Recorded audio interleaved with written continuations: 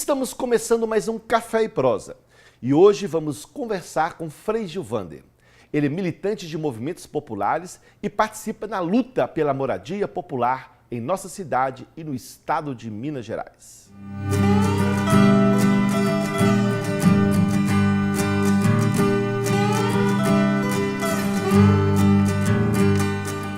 Estamos iniciando mais um Café e Prosa e hoje vamos bater um papo com Frei Gilvander. Ele é da Comissão Pastoral da Terra e liderança do movimento popular aqui no estado de Minas Gerais. Frei Gilvander, muito obrigado pela sua presença. Vou te servir um cafezinho para a gente iniciar essa nossa prosa. Aí, obrigado. Frei Gilvander, nós já conhecemos há algum tempo nessa luta popular que enfrentamos no nosso cotidiano. E uma das questões centrais é a questão da moradia. O Brasil hoje tem em torno de 9 milhões de famílias sem casa e que vive uma vida bastante desfavorável do ponto de vista da construção da família, da sociedade. Como é que você vê essa luta agora da moradia, do espaço urbano e da luta dos movimentos sociais nesse universo de 9 milhões de famílias sem casa e sem lugar para morar? Gilson Reis, primeiro revelar minha alegria de estar aqui proseando com você sobre um assunto tão importante, né, que envolve a vida de milhões de pessoas, como você dizia aí, né? Olha, Gilson, eu sou filho de família sem terra, né, no alto dos meus 50 anos de idade, mais de 30 anos dedicado aí à luta pela reforma agrária, como assessor da Comissão Pastoral da Terra e acompanhando a luta do MST, as ocupações do campo. Nos últimos 10 anos, senti um apelo de, além de continuar apoiando a luta pela reforma agrária, apoiar também a luta pela reforma urbana. Porque, preto no branco, infelizmente, a reforma agrária está praticamente parada, né, em grande parte até andando para trás, porque o processo de concentração fundiária no país acontece. Continua o êxodo rural e o inchaço nas grandes metrópoles. E diante desse quadro, a reforma agrária, o povo não sendo distribuído em cima do território brasileiro, né, a questão da habitação está mais grave. Mas se amontando nas cidades e as dificuldades. Exato. E aí você citava o dado aí a nível de Brasil, 9 milhões de famílias sem casa. Em Minas Gerais, estima-se cerca de 1 milhão de casas o déficit habitacional. Na região metropolitana de Belo Horizonte, o déficit habitacional está acima de 200 mil casas. Em Belo Horizonte, na capital mineira, o déficit habitacional está acima de 150 mil casas. 200 mil na região metropolitana? 200 mil na região metropolitana e em Belo Horizonte cerca de 150 mil. Né? Uma pesquisa da Fundação João Pinheiro, com base em dados de 2010, de 4 anos atrás, atestava um déficit habitacional de 78 mil na capital mineira. Né?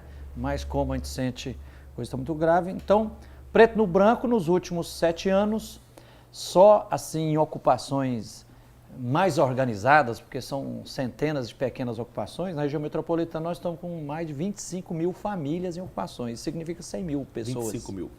Na região metropolitana. E em Belo Horizonte, nos últimos 7 anos, tem cerca de 17 mil famílias, o que significa aí umas 60 mil pessoas lutando aí para evitar os despejos. Então a situação é gravíssima e o que eu percebo, Gilson, é que o povo não está mais tolerando sobreviver debaixo da cruz do aluguel, que como ontem, quando nós estávamos acompanhando uma ocupação na cidade administrativa, né, uma ocupação de Ribeirão das Neves, em Areia, e uma senhora dizia assim, Frei Gilvander, nós estamos aqui porque nós estamos desesperados, cansamos, não toleramos mais pagar aluguel. A gente toma o café da manhã com aluguel, almoça aluguel, janta aluguel, dorme com aluguel. É um veneno que come diariamente no prato dos pobres. A grande parte dos salários, né? Frei Gilvander, a ocupação urbana, ela vem com a saúde, porque isso melhora a condição de vida, a educação, cria-se o núcleo familiar, porque você organiza a família de forma melhor, melhora as relações sociais, diminui a violência. Então, a casa está envolvida num conjunto de outras questões que envolve a vida cotidiana de uma grande cidade como Belo Horizonte e região metropolitana. Como o senhor vê essa questão aí do programa Minha Casa Minha Vida, do governo federal, de um lado, e a ausência completa de um programa no governo do estado, por exemplo, nos últimos 12 anos, o governo Aécio Neves, que não tem nenhum programa de moradia popular. Como é que você vê essas duas contradições entre um programa que se pretende urbanizar parte das cidades e construir casas populares e do outro um projeto que sequer toca no assunto. Como é que é esse antagonismo entre esses dois projetos, como é que você avalia essas duas posturas desses dois governos? Olha, primeiro, o governo do Estado de Minas está no banco dos réus porque nos últimos 20 anos não construiu nenhuma casa, zero casa, na região metropolitana, né? Construiu pouquíssimas, apenas 28 mil casas, em cidades do interior de Minas. Então, assim, está devendo muito. Depois, o prefeito de Belo Horizonte também está na berlinda, porque a capital de Minas é a capital onde se fez o menor número de casas ou apartamentozinhos pelo programa Minha Casa Minha Vida. Uberlândia, por exemplo, uma companheira nossa de luta, a Charlene, esteve lá no último final de semana. Uberlândia já entregou mais de 5 mil moradias, 4 mil casas pelo programa Minha Casa Minha Vida. Sei. E em Belo Horizonte entregou apenas 1.380 casas. Então o déficit é grandíssimo. Agora, sobre o programa Minha Casa Minha Vida, Gilson Reis, eu acho que tem que ter sido o seguinte, assim, em parte, o governo federal, a presidenta Dilma, está de parabéns por ter lançado esse programa. Porque, como você foi no governo Lula, né, anterior, né? Ela continuou fazendo Ela continuou, porque o déficit habitacional é grandíssimo, estava acima de 10 milhões de casas e tal. Agora, o programa Minha Casa Minha Vida tem certas ambiguidades e contradições que a gente precisa estar atento. Por exemplo, ele é basicamente duas linhas, o Minha Casa Minha Vida via empresa ou Minha Casa Minha Vida via entidades. Então, na luta das ocupações urbanas, o povo não está, principalmente aqui na região metropolitana, principalmente em Belo Horizonte, o povo das ocupações não está aceitando Minha Casa Minha Vida via empresa. Por quê? Quem mais ganha com isso é a empresa que constrói. E depois, os predinhos, os apartamentos são muito pequenos, né? E tem pesquisas aí, dissertação de mestrado, tese de doutorado, demonstrando, e inclusive relatório da Prefeitura de Belo Horizonte, da Polícia, do Bombeiro, do Ministério Público, atestando que as famílias não suportam sobreviver dentro daqueles apartamentos de 49 metros quadrados mais do que 1 ano, 2 ou 3. O padre Pide, que tem mais de 50 anos dedicado à luta... Uma grande liderança da região norte da cidade. 10 décadas aí lutando a defesa do sem casa, o padre Pide fala assim, Frei Gilvander, construir esses predinhos, 4, 5 andares, sem elevador, um apartamento muito pequenininho, isso é uma forma disfarçada de ir pouco a pouco expulsando as famílias para a periferia, da região metropolitana. E ele falou, eu aposto que esses predinhos que estão sendo construídos, não só no Minha Casa Minha Vida, mas também no programa Vila Vivo, né? Ele falou, daqui a uns 4, 5, 6 anos vai chegar uma grande empresa, vai comprar o prédio inteiro, implodi-lo e construir ali um prédio com apartamentos mais confortáveis. 30 andares, como propõe o Márcio Lacerda na verticalização da cidade. Ou então, e aí fazer apartamento, como, por exemplo, eu fui lá no Belvedere, vi lá um prédio de 18 andares, quantos apartamentos tem? 18 apartamentos. Um apartamento por andar. Falei, qual a área? 300 metros quadrados, cada apartamento. Aí é diferente, 300 metros é uma coisa agora. Colocar uma família inteira de 4, 5, 6 pessoas dentro de 49 metros quadrados, muito pouco. Então, o grito, e eu acho que precisa ser fortalecido no programa Minha Casa Minha Vida, é o programa Minha Casa Minha Vida via entidades, que é as associações, como CNPJ e tudo, né? Fazer o projeto com o governo federal, através da Caixa Econômica, receber o dinheiro, e aí tem inclusive a possibilidade de uma parcela do dinheiro ser destinado para pagar o terreno quando for necessário, e o povo fazer em autoconstrução. Aí os arquitetos nossos, do Grupo de Arquitetos Sem Fronteira Brasil, arquitetos da PUC Minas, da UFMG, atestam que pode-se fazer não predinhos, mas casas, ou muitas vezes um sobradinho, uma casinha embaixo, outra em cima, um pouco mais alargado, com um quintalzinho. Então, viabiliza mais essas relações sociais e humanas que você fez referência no início. Ou seja, tem outras alternativas que poderiam ser melhor adaptadas à situação atual. Inclusive, por exemplo, nas ocupações, o grito do povo é assim, nós queremos o terreno, libere o terreno, né?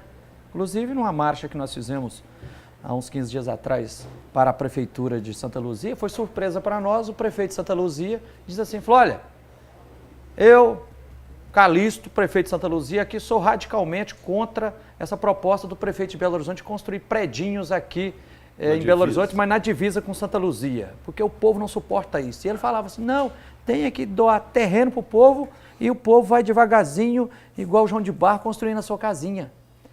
Claro que ele é esperto também. Se está na divisa com Santa Luzia, colocar lá 8 mil famílias é menos problema para a municipalidade de lá do que colocar 75 mil famílias, como quer o prefeito de Belo Horizonte, né? O certo é que esse grave problema da habitação, como qualquer política pública séria, tem que ser organizado ouvindo o povo, com participação popular. Em Belo Horizonte, o prefeito tem afirmado que Belo Horizonte não tem espaço para realizar o programa. Isso é verdade? Belo Horizonte não tem espaço, por isso que a política da prefeitura é tão tímida em relação à questão envolvendo as moradias populares? Ô Gilson, isso é em parte verdade, mas em grande parte é mentira. Por vários motivos. Primeiro porque foi discussão nos últimos 2 anos aí, mais de 120 terrenos da prefeitura e o Márcio Lacerda insistindo em que tem que vender esses terrenos, né? Chegando até o ano passado aí, uma coisa para mim muito esquisita, criar uma empresa aí, BH Ativos, e isso que passou para 59 terrenos. Exatamente, grandes terrenos da cidade. Então, como é que diz que não tem terreno e depois tem mais de 120 terrenos e está querendo vender esses terrenos para iniciativa privada? E depois também já está comprovado aí que tem inclusive faculdades que invadiram terrenos públicos e que continua lá. E o prefeito não entrou com reintegração de posse. Na região oeste. Né? Com a firmeza, com a intrepidez, como entra no caso quando é os pobres que ocupam o terreno. Outro indício de que tem terreno, né? Por exemplo, a região do Isidoro, que está agora com 3 ocupações urbanas lá, ocupação Rosa Leão com 1.500 famílias, ocupação Esperança com 2.560 famílias e a ocupação Vitória com mais 4.500 famílias, quer dizer, as 3, mais de 8.000 famílias, ocupações que já estão completando mais ou menos um ano aí de história aí. Na região nordeste da cidade, aqui, né? Na 10ª regional. O vetor norte, né? Tal. E lá, por exemplo, lá tem terrenos que são, quem está reivindicando a propriedade, a família Werneck e várias outras pessoas e empresas que tem lá, e que nós chegamos, são mais... Tem o Quilombo Mangueira também, que está lá também, mas naquele bloco ali, Granja Werneck, João do Isidoro e tudo, terreno dos Werneck são 3 milhões de metros quadrados, são 300 hectares. Depois tem outras pessoas lá que tem mais de 200. Então só ali tem mais de 500 hectares de terra, né? Próximo a Santa Luzia, Sabará e tudo. Não falta terra então. Então não falta terra. Aí o plano é o seguinte, porque inclusive o prefeito, num pacto aí com os empresários, resolveu criar lá a 10ª regional. A proposta é construir 75 mil, né? Alguém já me disse, olha, era para construir lá um condomínio de classe média, média alta, com lotes de 1.000 metros quadrados e tal, mas aí como as ocupações melaram o projeto, eles baixaram um pouco a bola e disseram, não, nós vamos construir agora 13.150 apartamentos, 70% vai ser para de 0 a 3 salários mínimos. Então, só na região do Isidoro ali, em cerca de 500 hectares de terreno, tem terreno demais. Outro exemplo que tem terreno, na região do Barreiro, onde estão as ocupações Camilo Torres, Irmã Dorte, Helena Silva e a ocupação Nelson Mandela, e essas 4 ocupações com mais de 1.000 famílias, e lá já temos 6 ações civis públicas, né, lideradas pelo Ministério Público e pela Defensoria Pública, defendendo as comunidades, e que estão arguindo que ali, onde estão aquelas ocupações, no Barreiro, ali é cerca de 150 hectares de terra, que até o início da década de 90 eram terras públicas devolutas, mas que o governo de estado, através de Codemig, Codemig e CDI, com a desculpa que era para criar ali um distrito industrial do Vale do Jatobá, repassou para empresários sem licitação, por preço irrisório, né, com cláusula contratual de que as empresas deveriam, nos terrenos, construir um empreendimento industrial para gerar emprego dentro de 12 meses, ou no máximo 24 meses. Isso passaram uns 20 anos e por lá já passou Banco Itaú, Bradesco, Marcos Valério, Banco Rural, especulação. Então lá, parte das empresas vigoraram, estão lá. E tem terrenos abandonados lá também lá. Então nós estamos arguindo, judicialmente inclusive, que ali dá para se resgatar muitos terrenos e fazer projeto habitacional. Inclusive aonde a prefeitura exigiu e fez com apoio da Polícia Militar de Minas, o despejo da ocupação Eliana Silva, alegando que era área ambiental. O terreno está lá abandonado. Então, tem terreno sim. O que precisa é ter a grandeza, a sensatez de dialogar com os movimentos sociais idôneos, como as Brigadas Populares, como a MLB, a Comissão Pastoral da Terra e tantos outros aí, dialogar e ouvir com o povo, tem saída sim. Então hoje você falou no Vetor Norte e na região do Barreiro são 8 mil famílias e vários outros movimentos que esparramados na cidade. Na verdade, há uma posição do prefeito de não negociar. Nós temos visto várias manifestações, ocupações já há muito tempo e não há nenhuma sinalização da prefeitura. Como é que vocês enxergam esta gestão municipal em relação ao movimento de moradia e como é que vocês têm discutido o enfrentamento a essa situação contrária aos movimentos aqui da cidade? Gilson Reis, ótima pergunta. Olha, em Belo Horizonte nós estamos no meio de um gravíssimo conflito social, né, liderado aí por várias frentes. Uma é o déficit habitacional imenso, a pressão que as ocupações estão fazendo. Outra é o descontentamento do funcionalismo público municipal, né? Tá a greve aí do setor de saúde, educação, teve também dos garis, né?